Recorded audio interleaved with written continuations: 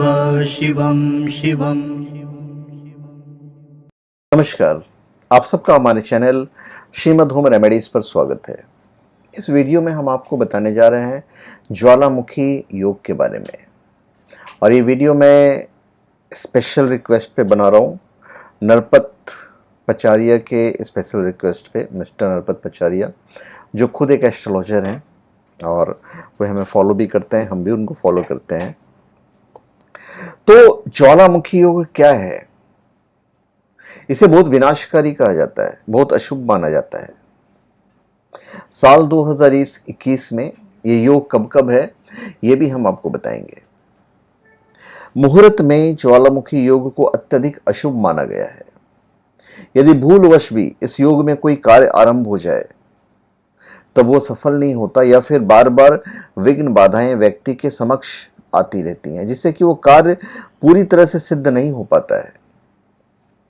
किसी भी जातक की जन्म कुंडली विवेचन में उस कुंडली में स्थित योग अपना अलग महत्व रखते हैं।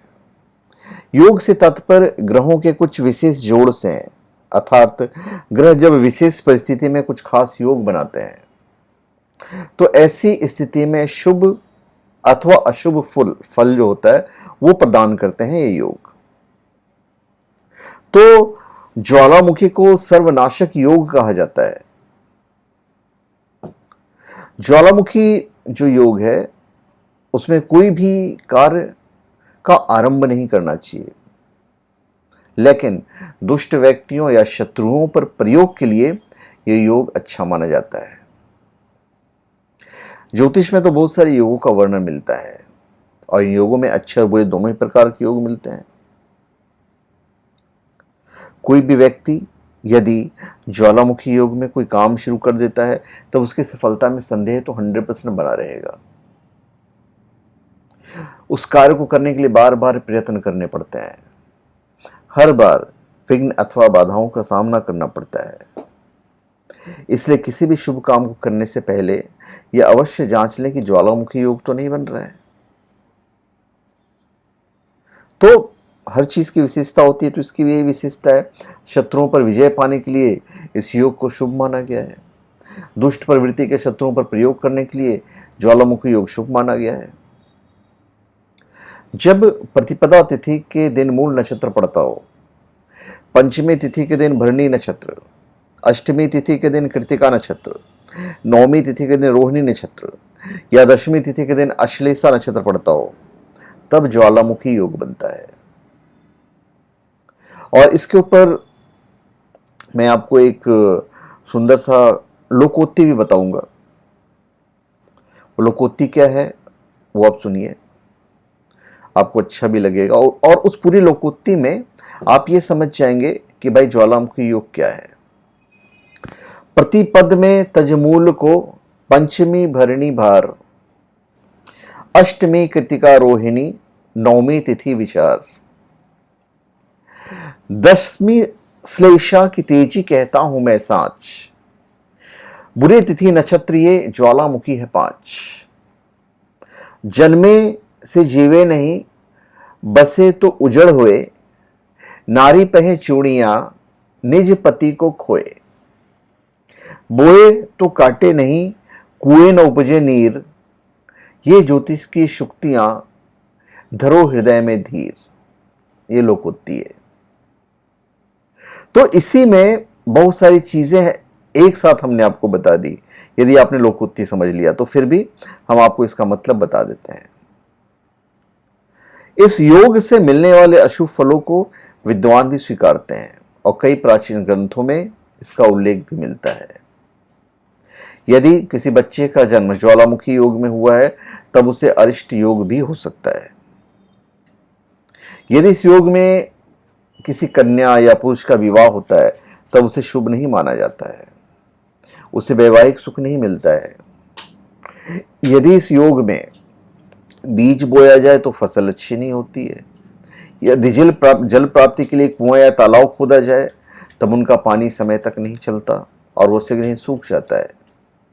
यदि इस योग में कोई व्यक्ति बीमार पड़ जाए तो काफी समय तक अपनी बीमारी से जूझता रहता है।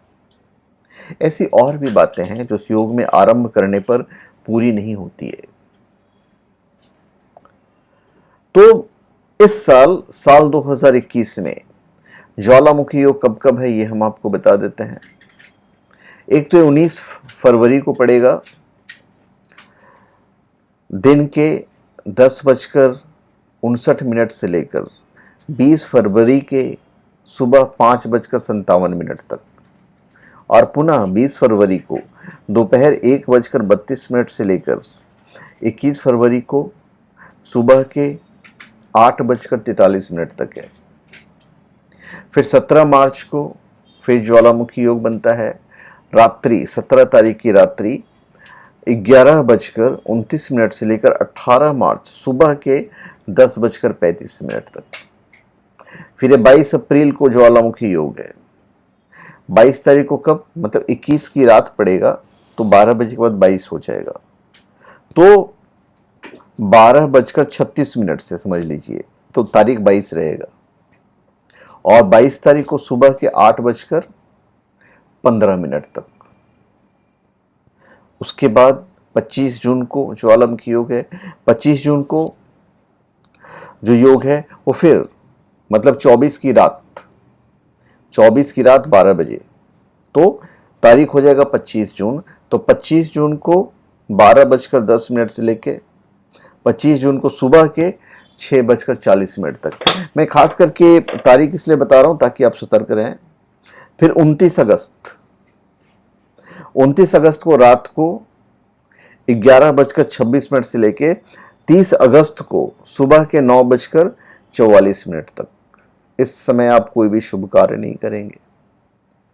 फिर 31 अगस्त को, तो 30 की रात पकड़ लिए, तो 30 की रात 12 बजे के बाद, तो 31 की सुबह 2 बजे से लेकर 31 की सुबह 9:44 तक। उसके बाद फिर सितंबर में है। सितंबर में सुबह 10:37 से लेकर 25 सितंबर की बात कर रहे हैं। 25 सितंबर को सुबह 10:37 से लेकर 25 सितंबर को 11:33 तक, दिन का ही। फिर 5 दिसंबर को ज्वालामुखी योग है, जो सुबह के 7:47 पे शुरू होगा और 5 दिसंबर को ही सुबह के 9:28 पे ये योग समाप्त होता है। तो इस योग में आप कोई भी अच्छा कार्य नहीं करेंगे। और देखिए, यह जो योग है, इन योगों का फलित है जो केवल योगों पर ही आधारित है। वस्तुतः कुछ ज्योतिषाचार्य जो हैं केवल ज्वालामुखी जैसे कुयोगों का विचार करके शेष कुंडली का विवेचन किए बिना ही अशुभ फलादेश कर देते हैं। यह सर्वथा सही नहीं है, क्योंकि तिथि और नक्षत्रों के फलित को कुंडली में स्थित ग्रह और राशियां आदि भी प्रभावित करते हैं। तो ये तो मैंने वीडियो बनाया है नरपति जी के कहने पे, और मेरे ख्याल से वो भी ये वीडियो देखेंगे ही। तो धन्यवाद। आप सबका हमारे चैनल पे स्वागत है। आप हमारे चैनल पे सब्सक्राइब करें, अपने कमेंट दीजिए, और हम चाहेंगे कि आप हमारी वीडियो को शेयर कर दें ताकि ज़्यादा से ज़्यादा लोग एक्टिव रहें इस योग के प्रति और कोई शुभ कार्य नहीं करें। तो धन्यवाद। आप सबका हमारे चैनल पे स्वागत है।